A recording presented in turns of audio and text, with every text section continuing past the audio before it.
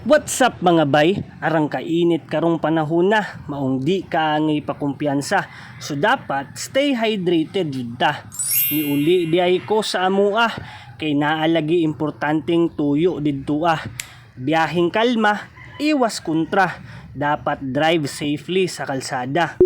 Aron sureball, makaabot jud ka. Likay kumbaga sa disgrasya. If nagwonder ka sa amua, humananing video ha. Taga Bansalan, Davao del Sur di ay ko mga bay. Ug shout out na lang ko sa mga tropa na ako dirang dapita. Bansalan, my hometown, here I come. Wow. Isa sa ako ang ginauli diri mga bay kay ang mga baligya sa akong nanay. Bisan tuod ginagmay, isa ni sa mga nakatabang namo makalahutay. Maong kung makahigayon mo mga bay, palit na mo diris mga baligya sa akong nanay. Nice. Na ay hotcake, maruya, og pinaypay.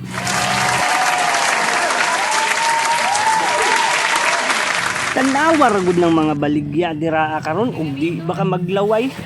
Ay. Ngawat.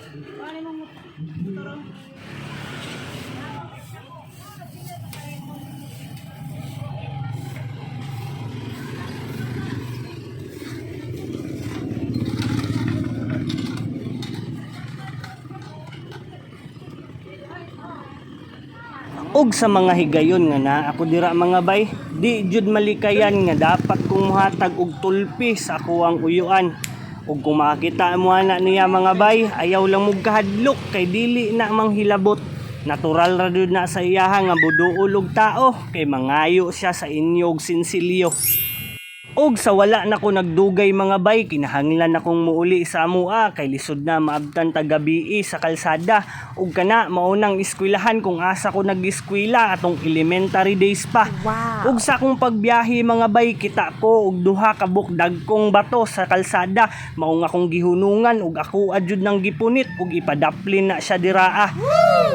Mindset na jud nako na mga bay nga kung naay nakaharang dira sa kalsada, ako adjud nang ipadaplin kay naglikay na lang ta. Wala ta kabalo sa mga mahitabo nga kung kinsay madisgrasya, it's either kaila or imo bang kapamilya. Nice. Ni hapit pugkos Digos Park mga bay kay naay dapat sunduon. Estudyante namong naa na stage of being a badlongon. Noon kita man pud siguro halos tanan ni agi ana atong panahong estudyante pata. Ug didto ra kuto ba nga to ang istorya? Kay nauli natas padada. Ampingats.